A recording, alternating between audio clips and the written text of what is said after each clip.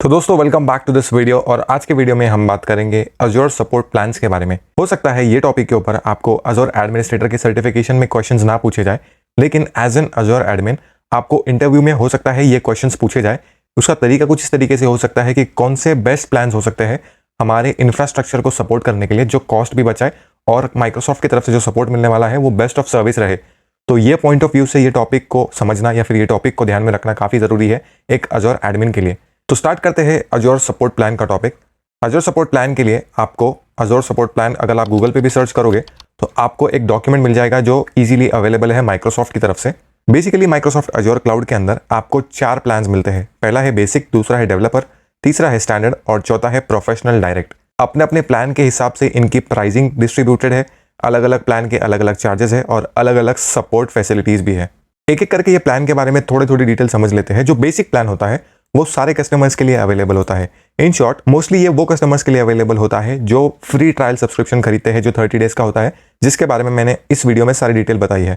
जो developer plan होता है वो $29 पर मंथ चार्ज करता है, वहीं पे स्टैंडर्ड $100 पर मंथ चार्ज करता है और professional direct plan $1000 per month charge करता है। अब अलग अलग तरीके के लेवल ऑफ सपोर्ट होते हैं प्लान के बेसिस पे। बेसिक प्लान में आपको एक लिमिटेड टाइप का सपोर्ट मिलेगा क्योंकि आप उस प्लान को खरीद नहीं रहे हो, आप सिर्फ फ्री अकाउंट बना रहे हो, तो बाय डिफॉल्ट बेसिक प्लान आपके अकाउंट के लिए एप्लीकेबल होता है। लेकिन जब आप डेवलपर, स्टैंडर्ड, प्रोफेशनल, डायरेक्ट में से किसी भी प्लान को खरीदते हो तो उसके जो लेवल ऑफ सपोर्ट या फिर लेवल ऑफ स्कोप है वो चेंज हो जाता है।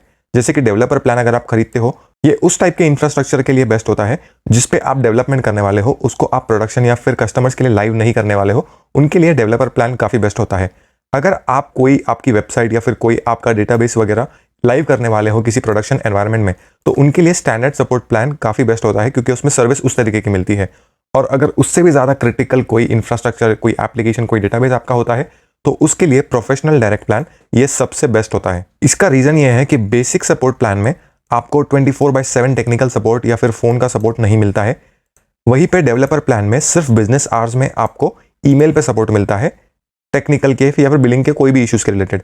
लेकिन वहीं पे अगर आप स्टैंडर्ड या फिर प्रोफेशनल डायरेक्ट लेते हो तो आपको 24/7 टेक्निकल सपोर्ट मिलता है, ईमेल और फ़ोन दोनों के थ्रू। वहीं पे जो केस की सिवियरिटी होती है या फिर रिस्पॉन्स टाइम होता है प्लान के बेसिस पे, तो बेसिक प्लान में कोई भी केस की सिवियरिटी नहीं होती है। वहीं पे डेवलपर प्लान में जो सिवियरिटी सी वाले केसेस होते हैं, 3 केसेस होते हैं सिवियरिटी को लेके, severity A, severity B and severity C. Severity C सबसे लोएस्ट होता है, तो सिवियरिटी सी का जो रिस्पॉन्स टाइम होता है वो 8 बिजनेस आवर्स का होता है। वहीं पे जो स्टैंडर्ड प्लान अगर आप लोगे तो ए, बी, सी सिवियरिटी के हिसाब से आपके जो रिस्पॉन्स टाइम है वो डिफाइन होते हैं।